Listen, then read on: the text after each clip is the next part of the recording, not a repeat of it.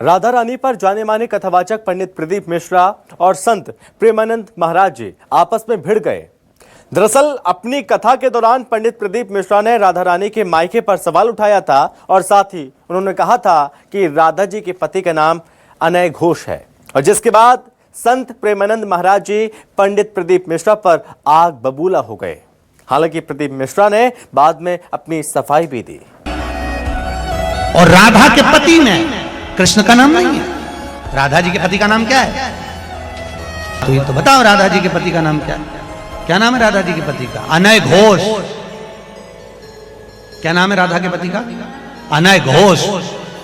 राधा जी की सास का नाम था जटिला, ननन का नाम था कुटिला। राधा जी का विवाह हुआ था ग्राम छाता। कहां की रहने वाली थी राधा? जम के बोलो। है बरसाना।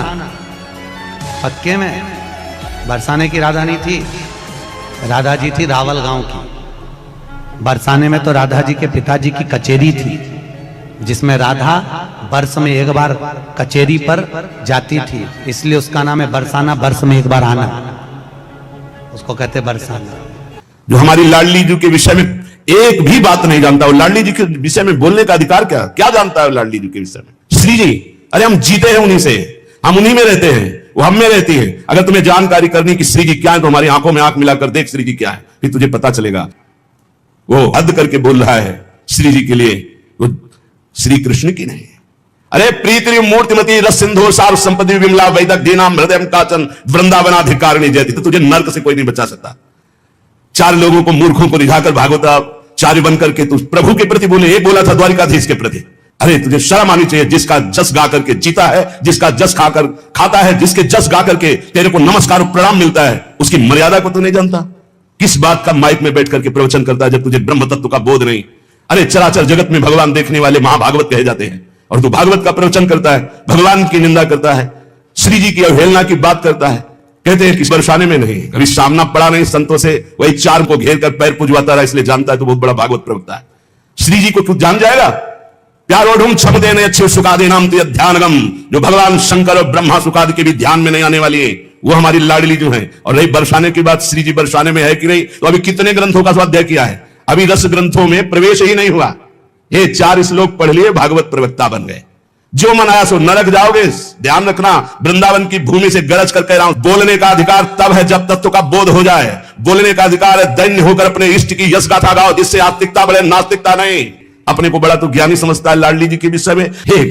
बहुत हमें अंदर से गुस्सा लगी सुनकर के कि प्यारी जी और प्यारे जी के विषय में जानता नहीं, कभी वृंदावन की रज में नहीं लौटा होगा, कभी रसिकों का संग नहीं किया, और कह रहा है कि लाडली जो वृषभान पर बरसाने में ही नहीं है। किशोरी जी के विषय में होश में बोलना हमारा जीवन है, हमारा सर्वस्व है। किशोरी जी तो कुछ नहीं करेंगी, बड़ी करुणामयी है, लेकिन अगर हमारा हृदय जल गया तो तू ना लोक लायक रह जाएगा ना परलोक लायक रह जाएगा।